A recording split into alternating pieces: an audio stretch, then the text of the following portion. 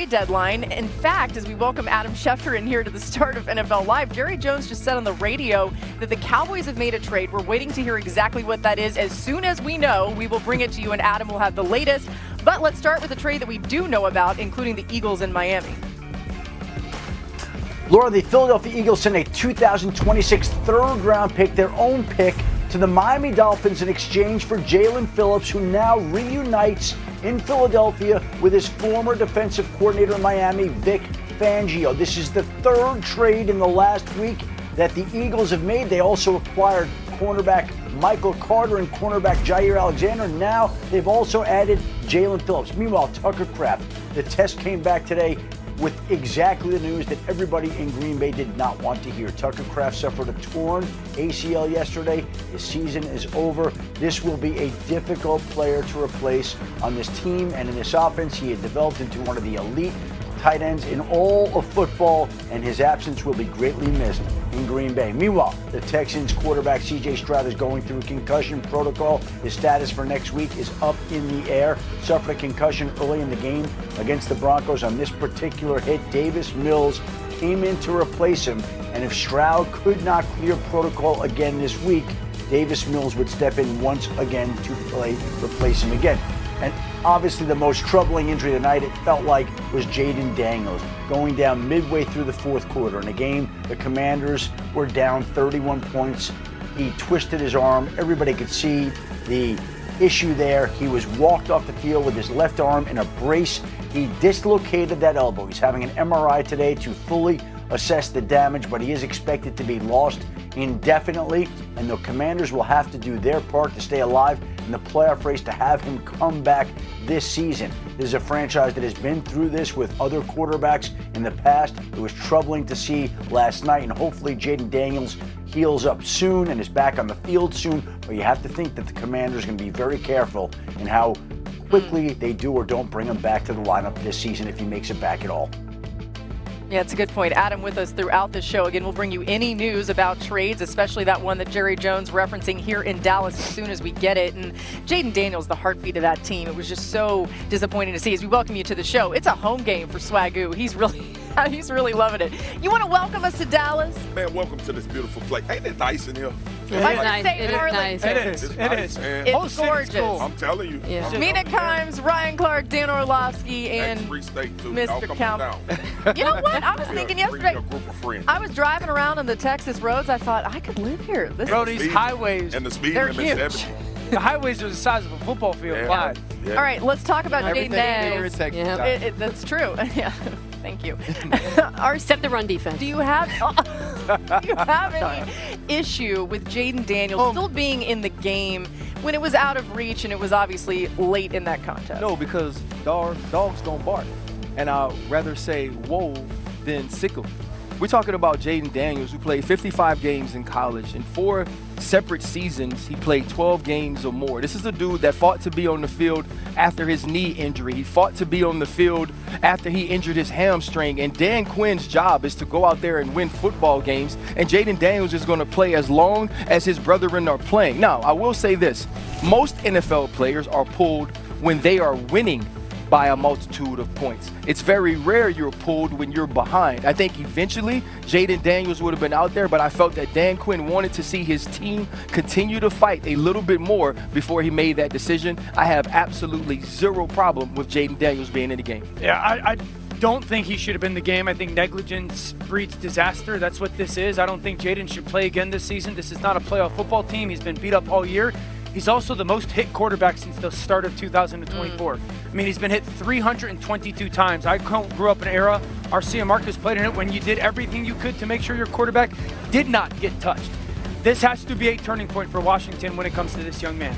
It has to be a different style of play moving forward. Jayden Daniels does not need his legs to be an incredibly impactful quarterback. And so I wouldn't play him again this year. This roster is not good enough to be into the playoffs, so it's not going to matter. But he should not have been in that game given that situation. We'll continue to keep an eye on that story and get everybody's opinion throughout the show. But we've got a lot to get to from what happened yesterday, Week 9 on Sunday. Man, there were some interesting ones. And this one's always great. Between Patrick Mahomes and Josh Allen, 2 of the best quarterbacks in the NFL. Bills opening drive, 3rd and 8 from the Chiefs' 23. Allen deep to Dalton Kincaid, 23-yard touchdown. You see it early on how much he matters to this offense, just the matchup advantage it creates in their pass game.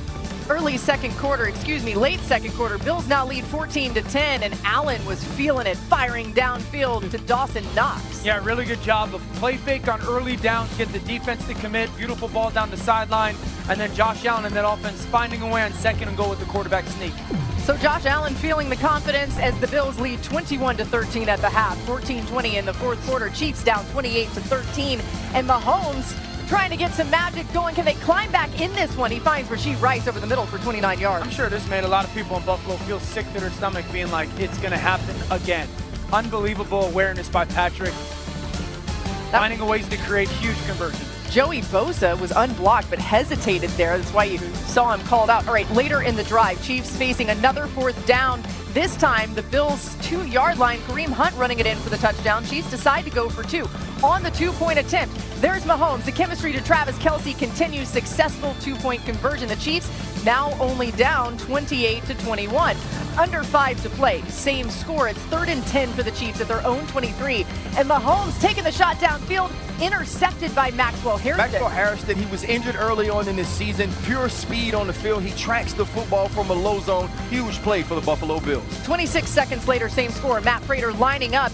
And this was a doink heard around the world. I wish we had the sound full because it was so loud and so crazy.